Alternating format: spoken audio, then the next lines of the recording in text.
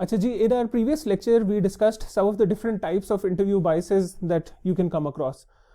ये चीज़ बताता चलूँ कि these can be intentional and more dangerously these can be unintentional as well.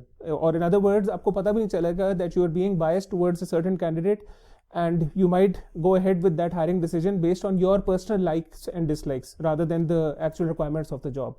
So in biases को कैसे ओवरकम कर सकते हैं उसके सिलसिले में भी आपके साथ बड़ी सिंपल कुछ टेक्निक्स आपसे शेयर करूंगा, which I am sure if you try to adopt, I am hopeful that you will be able to avoid these biases and you will hire the right candidate for the right job. So first of all, सबसे important point over here is that you must bring your biases at a conscious level. अब इसका मतलब ये है कि understanding that being biased is something which is not always in your control. कई दफ़ा you are being biased towards a certain candidate without even knowing that you are being biased. So once you understand that there are these biases do exist, आपकी personal liking dislikings ज़रूर हो सकती हैं, उनको at least understand करना just to make sure they don't get in the way of hiring the right person is very important, and it's point number one which you must consider before every interview. Then moving on, one thing I have always believed in is that you must conduct telephonic interviews initially before calling in the candidate. अब इसमें फ़ायदा ये होता है कि जो initial हमारे biases based on first impressions are concerned, the get up of that individual, उसकी body language, all those things. So इसमें ये problem हो सकती है that you might become biased based on that individual's first impressions. So conduct a telephonic interview by default. It will also save your time because it's a very good method of screening candidates before actually calling them in. So 15 minutes की होती है, 10 minutes की call होती है, उसके अंदर आपको एक बड़ा अच्छा एक decent idea मिल जाता है of that individual. Then आपके आगे चलें तो I would suggest that you start treating your candidates as consultants. अब इसका मतलब ये है कि rather than अपने आप को इन्फोर्स करना है कि जी आपको ये आता है या आप इसका जवाब आप दे सकते हैं या आपको ये स्किल आता है या इस कॉम्पिटेंसी में आप कैसे हैं, you should first of all ask the candidates to introduce themselves and sell themselves rather than you asking them to sell a specific skill. Once you start an interview which is open-ended initially, तो as a consultant, जिस तरह for example आपके सामने consultant आता है, वो आके आपको डिफरेंट चीज़ें बताता है रादर देन आप उसको बताएं. So let them dominate rather than you dominating that room. Then moving on, ये थोड़ा सा हमने पहले भी डिस्कस किया था, फर्स्ट इंप्रेशंस आर समथिंग जो कि एक बहुत नेचुरल सी चीज़ होती है और हम सब मतलब we all have first impressions. Personally speaking, जब इंटरव्यू होता था, मेरा अपना पर्सनल इंप्रेशन ये होता था कि with in the first 5 minutes ना मुझे थोड़ा बहुत आइडिया हो जाता था. फिर रिमेनिंग 30, 35, 40 मिनट्स जो दिए जाते थे were to justify whether I was right और wrong, and in some cases I was actually wrong. So first impressions, yes you will be forming them, but don't conclude your interview based on your first impressions. You should ideally measure your first impressions at the very end of the interview, that is about 35-40 minutes later. While doing so, while you're conducting the interview, don't wait till the end कि जी end में मैं notes ले लूँगा या ले लूँगी और उसके मुताबिक फिर हम discuss कर लेंगे. Throughout the interview, since the individual or the candidate is speaking, you should keep taking notes, ताकि जो जो पॉइंट्स आपके रेड फ्लैग्स आइडेंटिफाई हो रहे हैं या ग्रीन फ्लैग्स आ रहे हैं, अच्छे पॉइंट्स, बुरे पॉइंट्स, सारी चीज़ें एक रिकॉर्ड में आ जाएं and you have that list in front of you so that it will be much easier for you to make a decision rather than end तक आप वेट करें एंड यू स्टार्ट थिंकिंग कि जी ये अच्छी बात की थी और इस तरह करके. So take notes and measure your first impressions at the very end of the interview.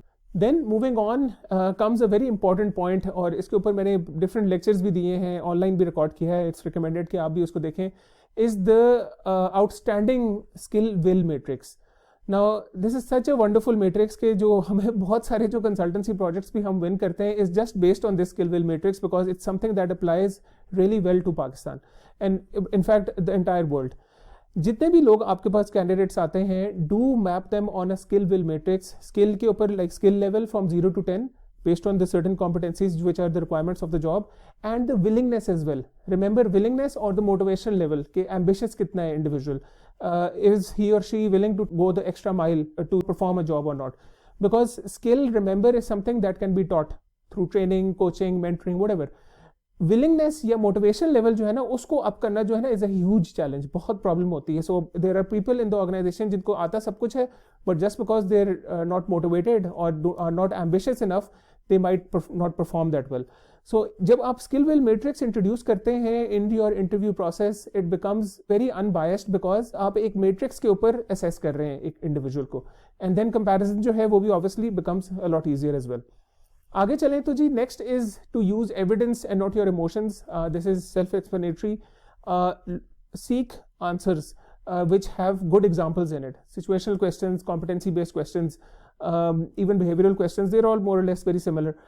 Examples के ऊपर फोकस करें, एविडेंस के ऊपर फोकस करें, नंबर्स के ऊपर फोकस करें. Ask your candidates to quantify their answers if they can.